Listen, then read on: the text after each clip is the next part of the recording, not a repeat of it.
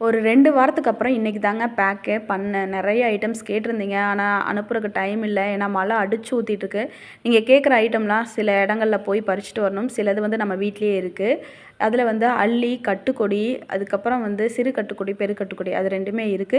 அப்புறம் வெள்ளை தூதுவளை விதை, அதுக்கப்புறம் வந்து கட்டிங்ஸ் இதுவும் எடுத்து வச்சுருக்கேன். வாட்டர் ஆப்பிள் கட்டிங், செண்பக பூவோட கட்டிங்ஸு, அதுக்கப்புறம் ஜாதி முல்லை கட்டிங்ஸ் இதெல்லாம் எடுத்து வச்சுருக்கேன். இதெல்லாமே பேக் பண்ணுறக்காக தான்.